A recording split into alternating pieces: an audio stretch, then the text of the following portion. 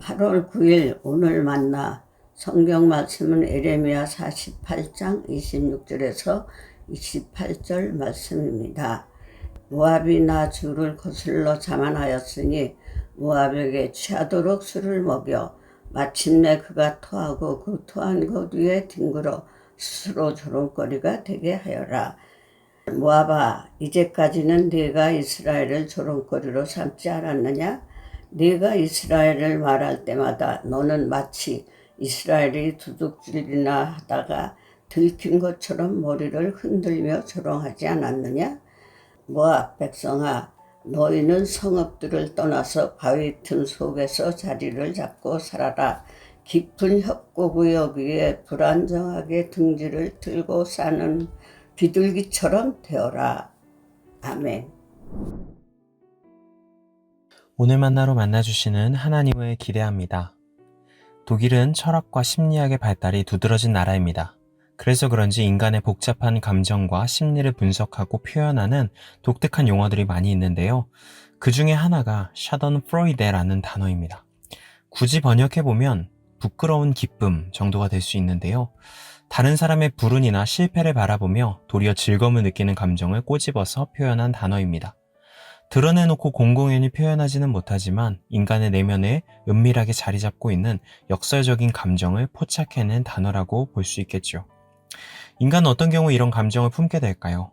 아마도 타인의 고통을 나와 전혀 무관한 것으로 분리시키는 무감각한 마음, 또 실패 자리에 있는 당신과 나는 다르다라고 구분짓는 오만한 마음 등이 자리 잡고 있을 때 인간의 내면에는 부끄러운 기쁨이 은밀하게 자라나게 되지 않나 생각해 봅니다.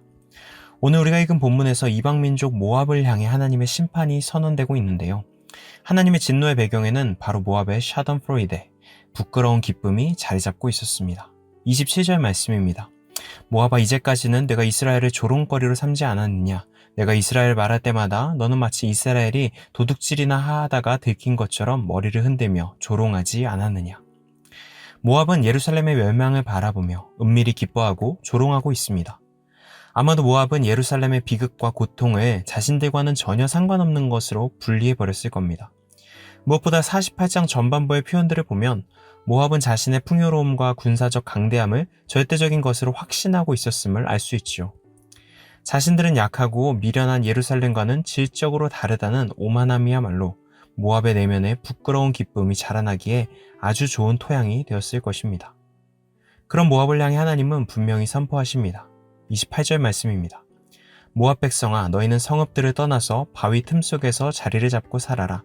깊은 협곡의 어귀에 불안정하게 둥지를 틀고 사는 비둘기처럼 되어라. 모압은 바위 틈 속에 또 협곡의 어귀에 불안정하게 둥지를 틀고 사는 신세로 전락하게 될 것이라고 말씀하시죠. 모압이 그토록 자랑하던 강대한 성읍, 절대적이라고 확신하던 풍요로움은 모래성처럼 흔적도 없이 사라지게 될 것입니다. 자신이 서 있는 삶의 자리는 결코 흔들리지 않는 영원한 것이라 착각하며 타인의 흔들림을 조롱하던 자의 최후를 오늘 본문은 잘 보여주고 있습니다. 부끄러운 기쁨을 마음속에 키워온 자의 부끄러운 최후라고 할 수 있겠죠. 그렇다면 타자가 재난과 비극을 맞이할 때 신앙인들은 어떤 태도를 취할 수 있을까요? 누가복음을 보면 예수님이 이 주제를 두고 말씀하시는 대목을 찾아볼 수 있습니다. 13장 4절 말씀입니다. 실로암에서 망대가 무너져 치어 죽은 18사람이 예루살렘에 거한 다른 모든 사람보다 죄가 더 있는 줄 아느냐. 당시 실로암에서 대규모 건축 작업이 있었는데 그때 사고가 일어나서 18사람이 목숨을 잃는 비극이 발생합니다. 이 사건을 두고 유대인들은 그들이 맞이한 재난이 누구의 죄로 인함인지에 대해서 논란이 있었습니다.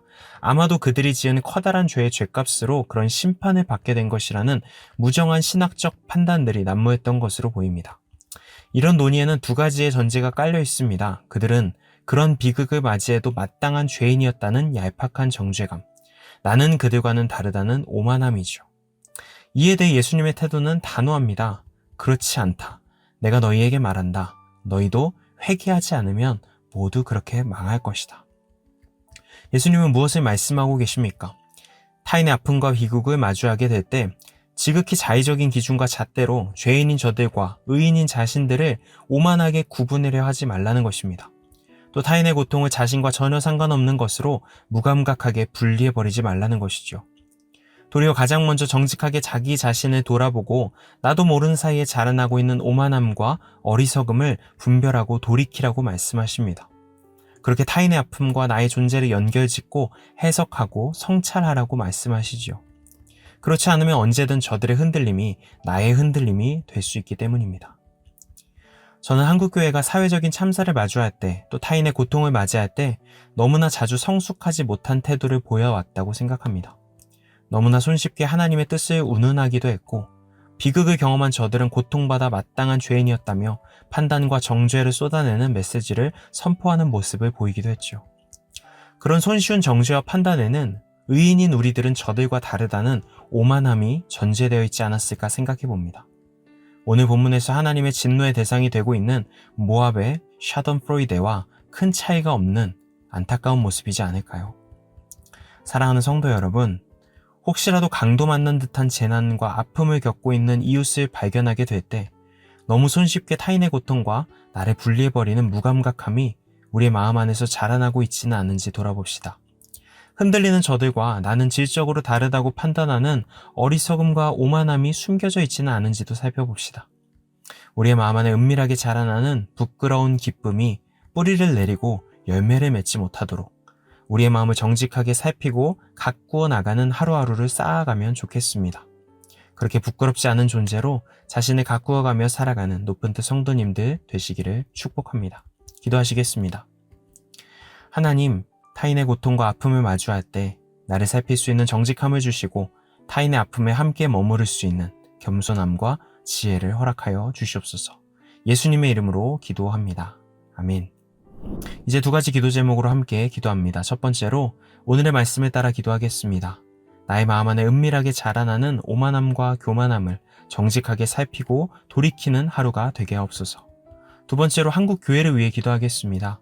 한국 교회가 강도 만난 이웃들과 진정으로 마음을 같이하며 슬픔의 자리에 함께 머무를 수 있는 겸손한 공동체로 세워지게 하옵소서. 이 제목으로 기도하신 후에 개인 기도로 나아가시겠습니다.